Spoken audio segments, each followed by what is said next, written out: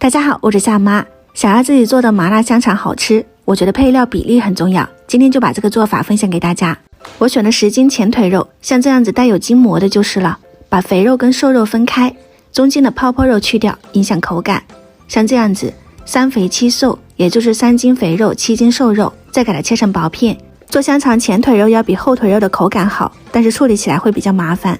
切好后加入50克的白酒拌均匀，把肥肉瘦肉混合在一起。接着来准备调料，10斤肉配100克盐，150克辣椒粉，80克老冰糖，花椒、胡椒粒、橘皮都是20克。全部拌均匀以后，我们放入搅碎机里面多打几遍，搅成粉末状。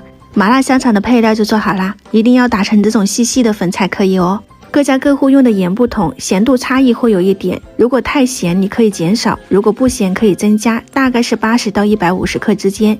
拌均匀后让它腌制一会儿。10斤肉要准备2包猪肠衣，里面一般都会配这种手动灌肠器，很方便。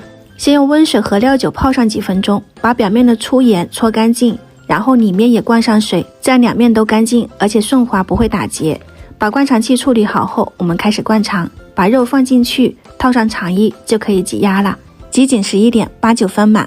做烤肠和香肠是不一样的，烤肠需要留有一定的空间，避免爆开，做香肠尽量灌满一点。全部灌好，用棉绳扎结，麻辣大香肠就搞定啦。先放到家里通风的地方风干1、2天，在有气孔的地方用牙签扎孔，后面我们就可以风干晾晒了，时间大概是7到15天，麻辣大香肠就制作完成。不着急吃就可以长一点哦，我这个还差一点时间。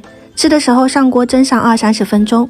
一般自己在家做过香肠就不会出去买了，这个味道就和外面不一样，就真的是整根啃的程度，它不是那种齁咸的，又麻又辣又香，真的是巨好吃。干净卫生，吃的也放心，还可以送朋友，想吃的朋友可以收藏起来试一下。喜欢我的视频记得关注我哦，我是夏妈，下期再见。